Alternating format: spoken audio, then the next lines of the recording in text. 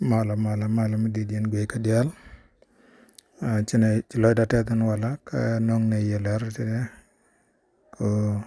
bante liang den kel mi jiram kan channel ma kan gor non gor jadi channel ma gor ko di ler de ka jagatan ben chi tokan wala an wala ka changa wal kel ka pai de on king daro di jandaro de dish chajala de no chi de ni South Sudan kana de ni Uganda kel kor medir kap win kondang diok ikan kor kap ke jeng mer to ko kanasar ko ke jeng mer aku ban ka burbe kor mo cha la de kana kap no gwa cho wanen ke jan kor mo cha la no wal cha la na pan no kor mo betok an man chi to point da chine to chi ga ban ka pin ka jal ka ganel ala kor tar ya karao te ga ne din jal ka pin kane di jal kare nyal te boko na cha lat bon wo an kane di jal nyal kare nyal te chop diok te boko na ka de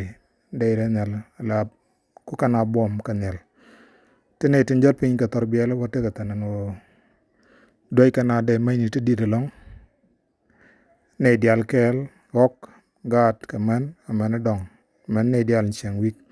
bab kana ne dial taram pal kana charo jamo kuang pin ka cha la dan go michro la ka kor tang de jo ka lar ka jan wo ngoda tan kor mi cher ka jana mo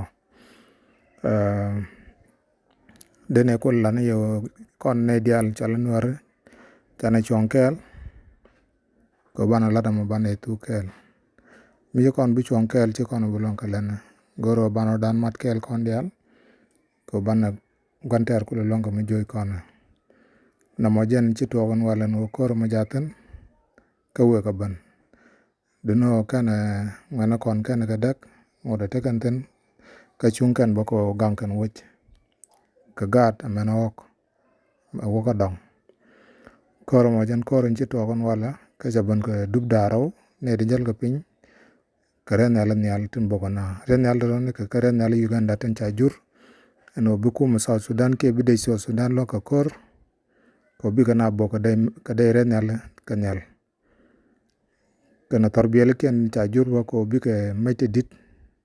be kan ka kap ko ba ka doy na ko bi kana ko le joj na mo jaro ya ci togon wala mi jiram te ka ala goro di ka lar o chire ka mo cha tok ke yene dial chiang ka jen gwa to mo goro bi aro dun te jok ke bia gwanjal kan ga ja bia gwin bia ro gor gwa de yaro dun tawtan ko chikan ya bijak te to kan ci to kan chang ka jen chang wala ka am ta na kel